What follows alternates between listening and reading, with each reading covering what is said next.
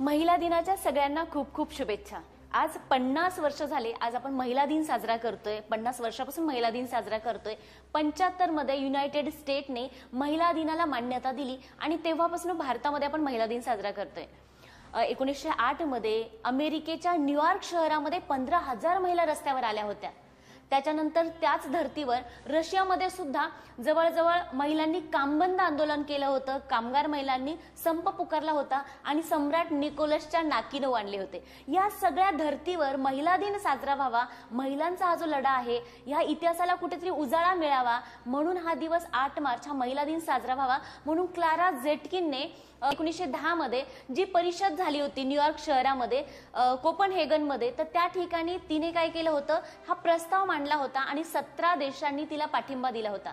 खरं तर महिला दिन 1911 पासून आणि नंतर 1922 पासून सर्रास सगळ्या देशांमध्ये साजरा होत असला तरी भारतात मात्र युनायटेड स्टेटने मान्यता दिल्यानंतर म्हणजे 1975 पासून महिला दिन साजरा होतो। आता भारतामध्ये महिला दिन 50 वर्ष झाले आपण साजरा करतोय, पण इथल्या महिलांना जर महिला दिनाचं स्वातंत्र्य मिळालं असेल तर ते डॉक्टर बाबासाहेब आंबेडकर यांच्या हिंदू कोडबिलामुळे आहे।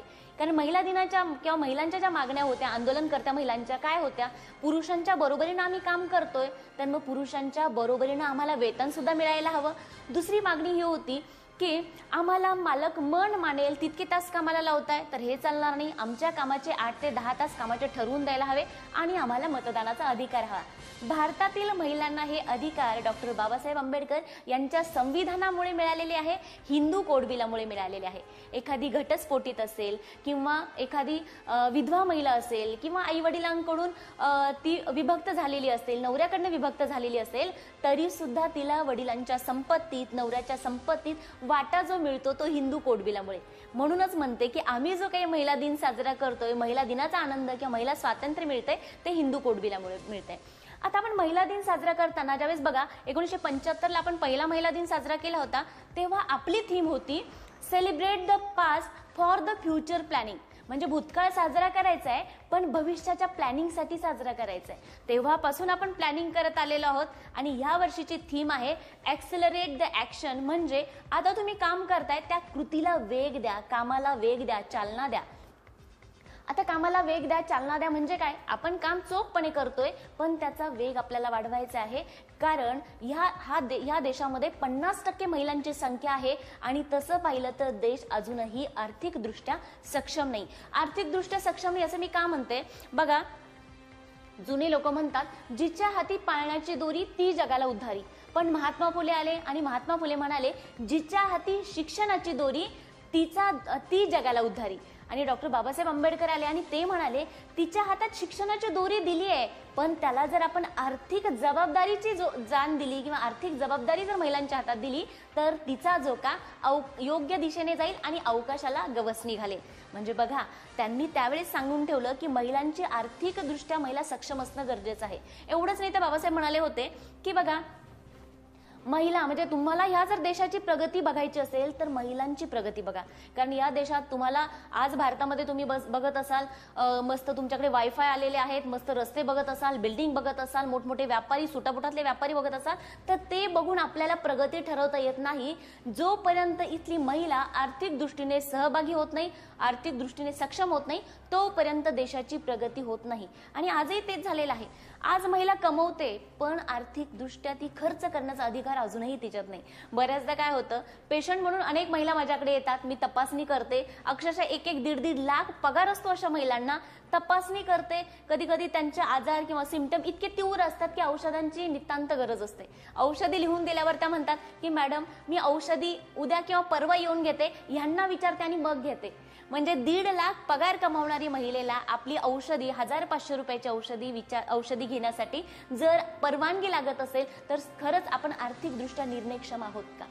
बघा अजून जर आर्थिक बॅलन्स आपल्याला जर करायचं असेल या देशातील स्त्री आणि पुरुषांचं जर आर्थिक मिळकतीचं आकडेवारी मॅच करायची असेल तर अजून शेकडो वर्ष जावे लागणार आहे असं नवीन आलेल्या संशोधनानुसार सांगितलेलं आहे। परंतु तरी सुद्धा बघा आज महिलांची किंवा महिला दिन साजरा का केला जातोय तर 2 गोष्टी आहे। सगळ्यात पहिली आहे जेंडर इक्वॅलिटी, म्हणजे जी स्त्री पुरुष समानता आहे ती प्रस्थापित करायची आहे, लिंगभेदाला कुठेतरी आपल्याला फाटा द्यायचा आहे। परंतु खरंच समानता शक्य आहे का हो? निश्चितच नाही। कारण मी म्हणते स्त्री पुरुष समानता ही शक्य आहे की नाही माहीत नाही, पण स्त्री पुरुष सन्मान, एकमेकांचा सन्मान सहज शक्य आहे.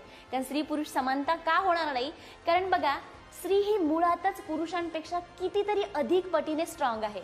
मी नेहमी म्हणत असते की जी गरोदरपणामध्ये 9 महिने बाळ पोटात वाढवू शकते, जी प्रसूतीसारख्या भयंकर वेदना की जे एका पुरुषाचे 20 हाडं मोडल्यावर त्याला जितक्या वेदना होतील तितक्या वेदनाची तीव्रता या प्रसूतीच्या वेदनांची असते, जी स्त्री प्रसूतीच्या वेदना सहन करू शकते ती मुळातच खूप स्ट्रॉंग आहे. आज महिला मल्टीटास्किंग आहे, इकडे घर सांभाळताय, मुलं सांभाळताय, नोकरी सांभाळताय आणि सगळं करून त्या स्वतःला सुद्धा वेळ देत आहे. म्हणून मल्टीटास्किंग जे आहे ते पुरुषांना सहज करणं शक्य होणार नाही. म्हणून स्त्री पुरुष समानता सहजासहजी येणार नाही. म्हणून स्त्रियांना समानता दिली नाही तरी चालते, सन्मान दिला तरी पुरेसा आहे. आता बऱ्याचदा असं होतं की स्त्री पुरुष समानता प्रस्थापित करायचं म्हणजे पुरुषांना मागे टाकायचं, असं आहे का? तर नाही. स्त्री पुरुष समानता म्हणजे एकमेकांना साथीने बरोबर घेऊन चालायचे, एकमेकांनी जोडीने कामं करायचे आहे. आपल्याला स्त्री मुक्तीचा लढा हा पुरुषांच्या विरोधातला लढा नाहीये, हे सगळ्यात आधी आपल्याला म्हणजे समजावून घेतलं पाहिजे. कारण मातृसत्ताक राज्यवटीमध्ये आपली संस्कृती ही स्त्री पुरुष समानतेचं किती सुंदर उदाहरण मी तुम्हाला सांगते. शिव आणि पार्वती, जर तुम्ही शंकर पार्वती बघितलं असेल तर अशी जोडी आहे आपल्या इतिहासातील की ज्यांनी एकमेकांना समान अधिकार दिले. शंकराने पार्वतीला समानता दिलेली आहे, एवढंच कशा तर उजवं स्थान दिले. बायकोला उजवं स्थान देणारा जगातील एकमेव व्यक्ती म्हणजे ते म्हणजे भगवान शंकर आहे. मग तेच झालं तर जर आपण अर्धनारी नटेश्वरासारखं एकमेकाला सांभाळून घेतलं, समजावून घेतलं तर निश्चितच आपण पुढे जाऊ. बऱ्याचदा अशी परिस्थिती बघायला मिळते की महिला स्वतःला दुय्यम स्थान देत आहे आणि हे महिलाच्या आरोग्यामधील किंवा महिलांच्या सक्षमीकरणामध्ये सगळ्यात मोठा अडथळा असतो की अगदी आहाराच्या बाबतीत सुद्धा. म्हणजे बघा एक कविता आहे की अंगणात रमणारी ती आता अवकाशाला गवसणी घालते, अंगणात रमणारी ती अवकाशाला गवसणी घालते, रांधीवाडा उष्टी काढा यातून बाहेर पडून चूल मोल नोकरी आणि घर अतिशय व्यवस्थित रीतीने सांभाळते, सगळ्या घराचं औषध पाणी खाणं पिणं सगळंच बघत असते, पण स्वतः मात्र आजाराने कणत असते. याच्या मागे कारण एक आहे स्वतःला दुय्यम दर्जा, महिलांची अंधश्रद्धा. हे सगळ्यात महत्त्वाची 2 कारणं आहेत. आता स्वतःला दुय्यम दर्जा देणाऱ्या महिलांचं नेहमीच वाक्य असतं, मला या घरात किंमतच नाही. पण मी सांगेल की तुम्हाला या घरात किंमत नाही असं म्हणण्यापेक्षा त्या घराला तुमच्याशिवाय किंमत नाही असं म्हणायला शिका. जुने लोक म्हणतात की स्त्री पुरुष 2 चाके परस्पर होती सहाय्यकी, पण स्त्रीला नेहमीच मागचं चाक दिलंय. जिने काय करायचे, ओझं व्हायचे, पुढे यायचं नाही. ब्रेक कोणाच्या हातात आहे, पुढच्याच्या हातात आहे, कधीही ब्रेक दाबू शकतो. पण स्त्री ही सायकलचं किंवा गाडीचं मागचं चाक नाहीये, तर स्त्री ही घड्याळातलं ते छोटंसं चाक आहे. घड्याळातलं छोटं चाक ज्याला छोटे छोटे काटे आहे, सेकंद काटा आहे, मिनिट काटा, हे झाली मुलं, तास काटा म्हणजे नवरा, आणि बाकी जे घड्याळ आहे ते म्हणजे आपलं कुटुंब, आपलं परिवार आहे. सगळं बॅलन्स आपल्या हातात आहे आणि तो बॅलन्स जर आपण व्यवस्थित रीतीने सांभाळला तर आपलं घर साबूत राहतं. पण आपला थोडासा बॅलन्स बिघडला, आपण पळायला लागलो की काटे पळायला लागतात आणि त्याचा समतोल बिघडतो. आपण थांबलो तर काटे थांबणार आहे. म्हणजे घराला आपल्याशिवाय किंमत नाही, इतकं महत्त्वाचा आणि मोठा दर्जा तुमचा आहे. हे घर तुमचं आहे. म्हणून इथून पुढे जर चुकून नवऱ्याशी भांडण झालं तर बॅग भरून मी माहेरी जाते म्हणायचं नाही, सर बॅग भरायची, बाहेर ठेवायची, मात्र ती नवऱ्याची, स्वतःची नाही. इतकं स्वतःला त्या घरामध्ये महत्त्व द्यायचंय. बघा मैत्रिणींनो, आपल्याकडे खूप साऱ्या जबाबदाऱ्या आहे. घर सांभाळतोय, घराची अख्खी जबाबदारी आपण घेतोय, मुलांची जबाबदारी घेतोय, नवऱ्याची जबाबदारी घेतोय आणि वर आपण नोकरी सुद्धा सांभाळतोय. हे सगळं सांभाळत असताना बऱ्याच जणी म्हणत असतात की थोडं स्वतःसाठी जग. म्हणजे नेमकं काय करायचंय, स्वतःला आरोग्याच्या बाबतीत स्वार्थी व्हायचे. आपल्या जेवणाच्या, खाण्याच्या, पिण्याच्या ज्या वेळा असतील ते व्यवस्थित सांभाळायचे. सगळ्यात आधी आपलं आरोग्य सांभाळायचे.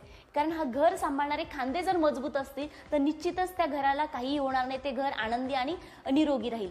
मग तुम्ही स्वतः आरोग्याच्या दृष्टीने जागरूक व्हायचंच आहे. पण दुसरी गोष्ट महत्त्वाची ही आहे की तुम्ही स्वतःला सकारात्मक दृष्टीने विचार करायला शिका. आता बऱ्याच महिला म्हणतात की मी सगळंच करते. तुमच्याकडनं मुलं काढून घेतले, तुमच्याकडनं नवऱ्याची जबाबदारी काढून घेतली, तुमच्याकडनं 2 वेळचा स्वयंपाक काढून घेतला, तुमची नोकरी काढून घेतली, तर तुम्ही जगणार कशासाठी? म्हणजे ही सगळी आपल्या जगण्यासाठी अतिशय सुंदर कारणं आहे. आणि हे सुंदर कारणं सुंदर रीतीने जर आपण सांभाळून जगली, जबाबदाऱ्या सगळ्यांना वाटता आल्या आपल्याला तर वाटून द्या आणि त्या आनंदाने जर घेत आपण जगत आलो तर मला वाटतं दररोजचा दिवस आपला महिला दिन म्हणून आपण साजरा करू शकतो. म्हणून सगळ्यात आधी आपल्या आरोग्याची काळजी घ्या. तुम्ही तंदुरुस्त तर सगळं घर तंदुरुस्त राहणार आहे. महिला दिनाच्या महिलांना तर शुभेच्छा देतेच, पण या महिलांना साथ देणाऱ्या, सपोर्ट करणाऱ्या पुरुषांना सुद्धा मी शुभेच्छा देते. कारण स्त्री मुक्तीचा लढा हा महिलांचा एकटीचा लढा नाही, हा स्त्री पुरुष दोघांचा मिळून लढा आहे. कारण सावित्रीशिवाय ज्योती आणि ज्योतीशिवाय सावित्री सांगता येत नाही. संसाराची ही ज्योत जी आहे ती एकट्याने नेता येत नाही. तर मैत्रिणींनो, आनंदी राहा, वर्षभर आनंदी राहा आणि पुढचा महिला दिन असाच आनंदाने साजरा करा. एवढं बोलते आणि थांबते. धन्यवाद. जय जिजाऊ.